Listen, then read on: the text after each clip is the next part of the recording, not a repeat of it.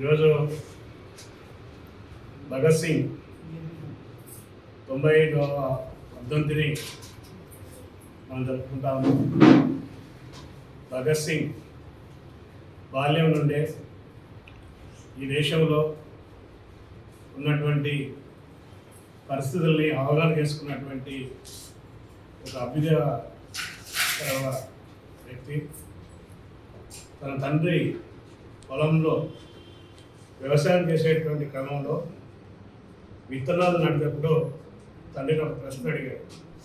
ఈ విత్తనం నాటుతున్నాం, దీనివల్ల మనకి ఫలితం ఏమొస్తుంది అని చెప్తే, ఈ విత్తనం నాటడం వల్ల మొలకలు వస్తాయి, మొలకలతో పంట వస్తుంది, పంటతోని అనేకమైనటువంటి ఇతర చెట్లు కూడా వస్తాయి, మొక్కలు కూడా వస్తాయి అని చెప్పి తండ్రి చెప్పినటువంటి దాన్ని చిన్న వయసులో బాల్య వయసులోనే అన్వయించుకొని భారతదేశంలో ఉన్నటువంటి ఆనాడు వలసవాదులు సామ్రాజ్యవాదుల్ని తరిమి కొట్టాలంటే ఒక పోరాటం కావాలి. నువ్వు విత్తనం నాటినట్టే నేను తుపాకీ నాటుతున్నా, ఈ తుపాకీ మొలకెత్తి అనేక తుపాకులు వచ్చి ఒక పోరాటానికి అది దోహదపడుతుంది అనేటువంటి ఆలోచన చిన్నతనం నుంచి వచ్చి అభ్యుదయకరమైనటువంటి భావాలతో పెరిగి ఆ పెరిగినటువంటి కుటుంబం కూడా దేశానికి దేశ స్వతంత్రోద్యమంలో భాగస్వామైనటువంటి వారసుల కుటుంబంలో పెరిగి అప్పటికే భారతదేశాన్ని వలసవాదులు సామ్రాజ్యవాదులు బ్రిటిష్ సామ్రాజ్యవాదులు కొల్లగొడుతున్నటువంటి నేపథ్యంలో దేశంలో జరుగుతున్నటువంటి జాతీయోద్యమంలో ఆనాడిచ్చినటువంటి గాంధీ పిలుపుకి ప్రేరేపితుడై స్వతంత్రోద్యమంలో తన పాత్రను తాను పోషించారు.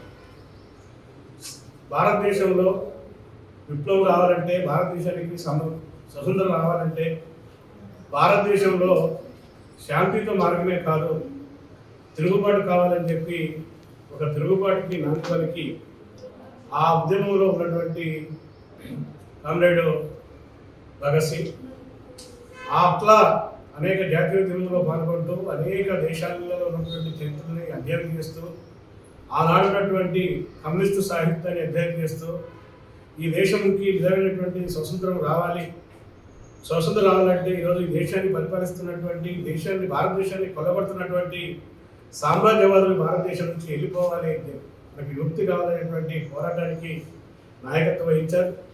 ఆ రోజు ఉన్నటువంటి పరిస్థితుల్లో భారతదేశంలో ఉన్నటువంటి ఉద్యమాన్ని ఒక మెట్టు ఎక్కించడం కోసం బ్రిటిష్ సామ్రాజ్యవాదులకి తన నిరసన తెలియజేయడం కోసం తన 23 ఏళ్ల వయసులోనే బ్రిటిష్ పార్లమెంట్లో బాంబు పెట్టి నిరసన చెప్పారు. ఆ బాంబు కూడా మీ పాలన మాకు పనికిరాదు, మీరు చేసేటువంటి ఈ దుర్మార్గాన్ని ఎండగడుతూ అక్కడ పార్లమెంట్లో పొగబాంబు పెట్టినటువంటి పరిస్థితి ఉంది. అలా పెట్టడానికి కారణం ఏంటంటే భారతదేశంలో ఉన్నటువంటి ప్రజల్ని రానున్నటువంటి ప్రభుత్వం అనేకమైనటువంటి చిత్రహింసలకి పెట్టింది, ఉద్యమాన్ని అణిసివేసింది, ఉద్యమం చేసినటువంటి వాళ్ళని జైల్లో పెట్టింది. చివరికి జలహన్ వాలాలో జాతీయోద్యమం కోసం కార్యక్రమం అవుతున్నటువంటి వాళ్ళ మీద తుపాకీ గుళ్ళతో కాల్చేసి అనేక మంది వ్యక్తిని రోజు దారుణంగా హతమార్చినటువంటి ఘటన దానికి భగత్ సింగ్కి అలాంటి ప్రేరణ కలిగించినటువంటి పరిస్థితి ఉంది. అప్పుడు ఆయన జైల్లో ఉన్నప్పుడు ఈ భారతదేశం సంపూర్ణమైనటువంటి విముక్తి రావాలంటే భారతదేశానికి స్వతంత్రం రావడమే కాదు, బ్రిటిష్ సామ్రాజ్యవాదులు వెళ్ళడమే కాదు, భారతదేశంలో ఉన్నటువంటి అసమానతలు పోవాలి, భారతదేశంలో ఉన్నటువంటి పేదరికం పోవాలి, భారతదేశంలో ఉన్నటువంటి దోపిడీ అర్థం కావాలి, భారతదేశంలో ఉన్నటువంటి సమానత్వం కావాలి. సమానత్వం కావాలంటే ఇక్కడ జరగాల్సింది ఒక వర్గ పోరాటం జరగాలి. వర్గ పోరాటం ద్వారానే ఈ సమాజం మారుతుంది.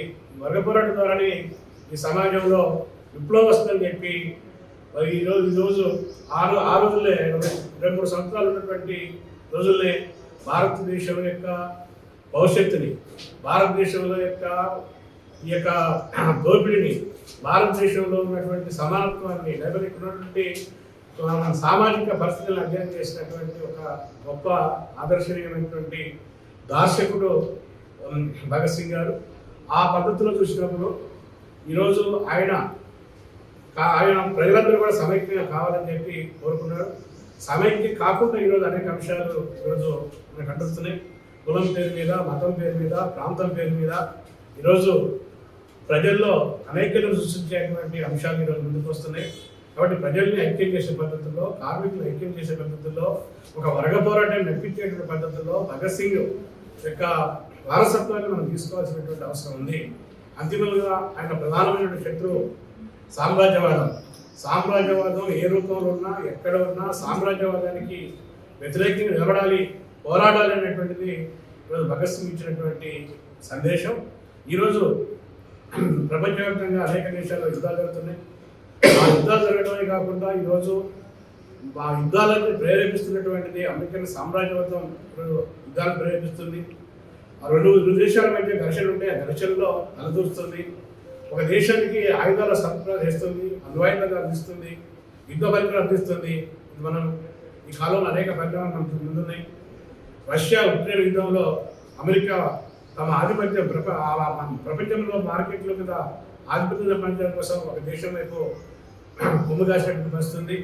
అంతకుముందు జరిగినటువంటి ఇజ్రాయిల్ పాలస్తీనా యుద్ధంలో ఇజ్రాయిల్ కొమ్ము కాసి పాలస్తీనా మీద, గాజా మీద యుద్ధం ప్రేరేపించి అక్కడ ఒక నరమేధాన్ని అక్కడ 70,000 మంది మహిళల్ని, పిల్లల్ని స్కూల్ విద్యార్థులు హత్య చేసినటువంటి వస్తుంది. గత 4 వారాల నుంచి ఈరోజు అమెరికా ఇజ్రాయెల్కి ఈరోజు మద్దతిస్తూ ఇజ్రాయెల్కి కావాల్సినటువంటి యుద్ధ పరికరాలు సప్లై చేస్తూ ఈరోజు ఇరాన్ మీద యుద్ధం చేస్తున్నటువంటి పరిస్థితి ఉంది. అంతేకాదు ఈరోజు అమెరికాలోకి దగ్గర ఉన్నటువంటి అమెరికా యొక్క దుర్మార్గాన్ని, సామ్రాజ్యవాదానికి నికరంగా పోరాడుతున్నటువంటి వెనుజులా అధ్యక్షుడు అతని భార్యని ఈరోజు కిడ్నాప్ చేసి బంధించినటువంటి పరిస్థితి. ఇవన్నీ కూడా అమెరికా సామ్రాజ్యవాదం ప్రపంచ మార్కెట్ల కోసం, ప్రపంచ మార్కెట్లో తన ఆధిపత్యం కోసం, అమెరికాలో జరుగుతున్నటువంటి కొనసాగుతున్నటువంటి సంక్షేమం నుంచి బయటపడడం కోసం, ఆయిల్ వ్యాపారం మీద ఆధిపత్యం కోసం ఈరోజు ప్రపంచంలో నరమేధాన్ని సృష్టిస్తున్నటువంటి పరిస్థితి ఉంది. ఈరోజు ఈ సామ్రాజ్యవాదం మరింత బతికించి ఈరోజు ప్రపంచ యుద్ధాలు వచ్చేటువంటి పరిస్థితులు తీసుకొచ్చేటువంటి దీనికి వ్యతిరేకంగా మనం ఈరోజు పోరాడడం, యుద్ధం వద్దు, శాంతి వద్దు, ప్రపంచ శాంతి వర్ధిల్లాలి అనేటువంటి పోరాటంలో మనం మమేకమై ముందుకు పోయి వర్గ పోరాటాన్ని ఉధృతం చేయడమే ఈరోజు భగత్ సింగ్కి ఈరోజు మనం అర్పించినటువంటి నిజమైనటువంటి నివాళి. ఆ పోరాటంలో భగత్ సింగ్తో పాటు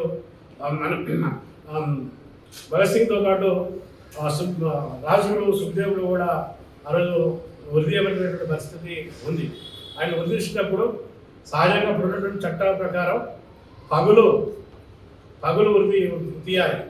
పగులు వృద్ధియాలంటే 23 24వ తారీఖున ఆయనకి ఉరిశిక్ష ఖరారు చేశారు. కానీ పగలు పూట ఉరిశిక్ష తీస్తే ఆ ఉరిశిక్ష తీసినటువంటి పరిస్థితి విషయం ప్రజలు తెలిస్తే ఆ ప్రజలు తిరుగుబాటును ఆపడం ఎవరి తరం కాదని చెప్పి ఒకరోజు ముందే రాత్రి 7:30 గంటలకి ఉతికేసి రాష్ట్రంగా 50 శవాల్ని సట్లెజ్ నదిలోకి పంపించి అక్కడ దహనం చేసినటువంటి పరిస్థితి ఉంది. అతని యొక్క మరణం నాకు ఒక అమరత్వాన్ని అందించింది. భగత్ సింగ్ ఉరికొయ్యలకు ఎక్కేటప్పుడు, ఉరిస్తంభం ఎక్కేటప్పుడు నవ్వుతూ ఆ ఉరికంబాన్ని ముద్దాడి ఇంక్లాబ్ జిందాబాద్ అనేటువంటి నినాదాలు ఇచ్చారు. ఆ ఇంక్లాబ్ జిందాబాద్ నినాదంతో మనం ముందుకు పోవాలి. అందులో భాగంగానే ఈరోజు సిఐటి తెలంగాణ రాష్ట్ర కమిటీ తెలంగాణ రాష్ట్రంలో అనేక ప్రాంతాల్లో భగత్ సింగ్ వర్ధంతిని నడుపుతున్నాం. భగత్ సింగ్ సంకల్ప యాత్ర ర్యాలీలు చేస్తున్నాం. అందులో భాగంగా రక్తదాన శిబిరాలు కూడా నిర్వహిస్తూ ఉన్నటువంటి పరిస్థితి. ఈరోజు ఇక్కడ ఈ రక్తదాన శిబిరాల నుంచి రక్తదానం కేంద్రానికి వచ్చినటువంటి ఆ సిఐటి కార్యకర్తలకి ఈ కార్యక్రమాన్ని నిర్వహిస్తున్నటువంటి, సహకరిస్తున్నటువంటి మన ఫౌండేషన్ డాక్టర్స్కి, ఫౌండేషన్కి మరొకసారి ప్రత్యేకంగా ధన్యవాదాలు తెలియజేస్తూ ఇస్తాను.